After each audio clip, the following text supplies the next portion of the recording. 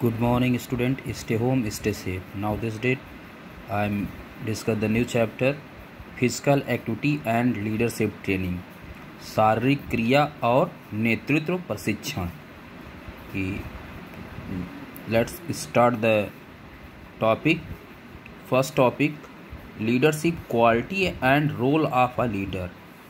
First discuss the concept of leadership quality. Then start. It is a well-known fact that no two individuals are alike. There is always a degree of difference among individuals in terms of quality, aptitude, skill, etc. These individuals differences force people to adopt the path of a leader or path of followers.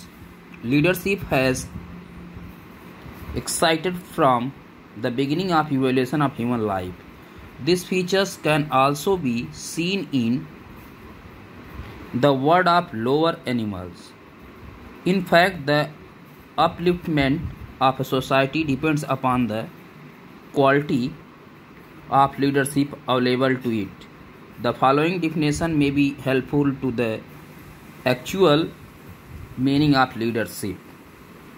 According to Montgomery, the capacity and will to rally men and women to a common purpose is called leadership. According to Lee Perry and Farnworth, leadership is the behavior that affects the behavior of the people more than their behavior affects that of the leader.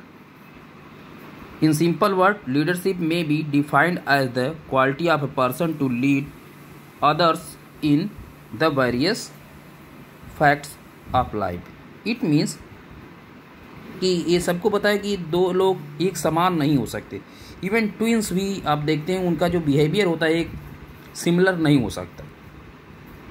Twins तो हैं लेकिन behaviour similar नहीं होता है. इसीलिए बोला जाता है कि कोई दो लोग एक समान नहीं हो सकते. वो अपनी डिग्री के अकॉर्डिंग मीन्स उनमें जो क्वालिटी होती है, एबिलिटी होती है, कैपेसिटी होती है, उसके अकॉर्डिंग तो क्या होते हैं, डिफरेंट होते हैं. पर्सनालिटी डिफरेंट होती है. अब ये व्यक्तिगत भेद व्यक्तियों के एक नेता के पथ की या अनुयायियों फॉलोवर्स के पथ को अपनाने के लिए मजबूर करते हैं. मीन्स या तो खुद और लीडर बनने की कोशिश करते हैं या लीडर्स को फॉलो करने के लिए मजबूर रहते हैं. मनुष्य में नेतृत्व करने की भावना प्रारंभ से ही रही है. ये सभी लोग पता है कि भाई जो जितना जागरूक होगा वो उतना ज़्यादा कैपेबल होगा और उतना ज़्यादा वो क्या करेगा, लीडरशिप करने की कोशिश करेगा. वास्तव में किसी समाज की उन्नति या उत्थान उसके नेतृत्व की विशेषता पर निर्भर करती है.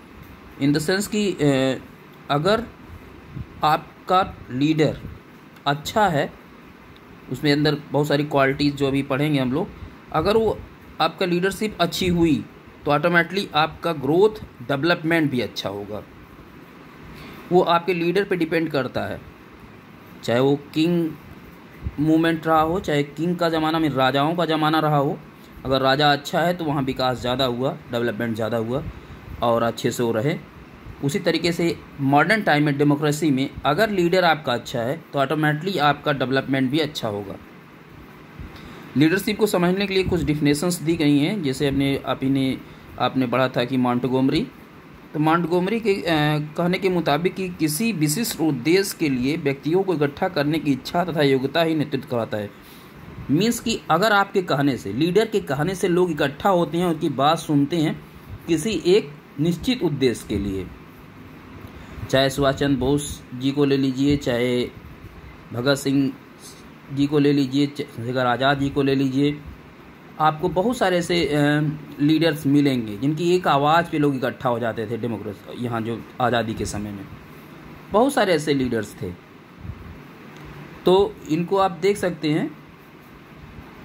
उसी तरीके से इस समय भी डेमोक्रेसी में बहुत सारे लीडर्स हैं जिसको लोग फॉलो करते हैं. तो मीन्स कि अगर उनके कहने पे लोग इकट्ठा होते हैं और किसी एक निश्चित उद्देश्य के लिए, तो लीडरशिप होती है, यही नेतृत्व क्षमता होती है। फिर ला पियरे और फार्नवर्थ ने कहा कि नेतृत्व एक ऐसा व्यवहार है जो लोगों के व्यवहार के लिए ऊपर अधिक प्रभाव डालता है, ना कि लोगों के व्यवहार का प्रभाव उसके नेता पर। में जो नेतृत्व करता है उस पर फॉलोवर्स का उतना ज़्यादा इफेक्ट्स नहीं पड़ता, बट जो लीडर होता है उसका इफेक्ट्स उसके फॉलोवर से बनता है। आज बहुत सारे आप एजुकेशनिस्ट देखते हो, वो क्या करते हैं, मोटिवेशनल स्पीच देते हैं। तो सबको पता, मम्मी पापा भी देते हैं, पेरेंट्स भी देते हैं, लीडरशिप जो है मोटिवेशनल, हम परमानेंट मोटिवेट करते रहते हैं, लेकिन हम उसको नहीं सुनते। क्यों? क्योंकि वो रेगुलर हमारी लाइफ में, हम किसी को स्पेशली सुनने जाते हैं तो हम उसको फॉलो करते हैं। जैसे हम अपने आइकॉन को फॉलो करते हैं, तो icon like a your role model. तो रोल मॉडल मीन्स कि वो लीडर है आपका, उसके पास नेतृत्व क्षमता है, उसकी चाहे पर्सनालिटी के अकॉर्डिंग हो, चाहे उसके बिहेवियर्स हो, एक्सेट्रा एक्सेट्रा। और अब बात आती है कि भाई फिजिकल एजुकेशन में इसकी क्यों आवश्यकता है।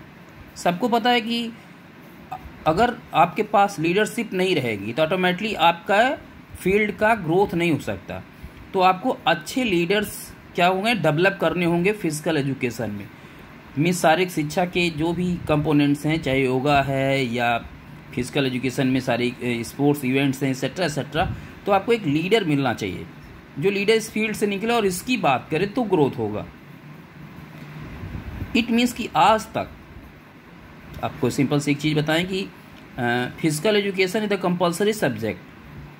आप अपने पेरेंट्स की भी मार्कशीट उठा के दे सकते हैं और किसी की भी मार्कशीट उठा के दे सकते हैं, उसमें लिखा है कि physical education the compulsory subject. But leadership जो भी फिजिकल एजुकेशन की है वो यहाँ इस चीज़ को फॉलो नहीं कर पा रही है कि जब तक आप टीचर्स प्रोवाइड नहीं करेंगे प्राइमरी और जूनियर, तब तक इक्वालिटीज़ नहीं आ पाएगी। आपको अच्छे से मेडल्स नहीं मिल रहे हैं। तो क्यों नहीं मेडल्स मिल रहे हैं? क्योंकि आप लोकल लेवल पे जो स्कूल्स लेवल है, जब बच्चा 1 2 3 4 5 6 7 8 9 में है, तो उसको अच्छे से अगर लीडरशिप नहीं मिली, मीन्स अच्छे स्पोर्ट्स टीचर्स नहीं मिले, तो ऑटोमेटिकली उसके साथ प्रॉब्लम्स होंगी। ओके स्टूडेंट्स, इट मीन्स कि लीडरशिप के मीन्स होता है कि जो गोल्स है उसको अचीव करने के लिए एक लीडर होना चाहिए। वो क्या करता है, अपने फॉलोअर्स को असिस्ट करता है और फॉलोअर्स उसके साथ मूवमेंट्स करते हैं, जिसके थ्रू क्या होता है, वो गोल अचीव होता है। Thank you student.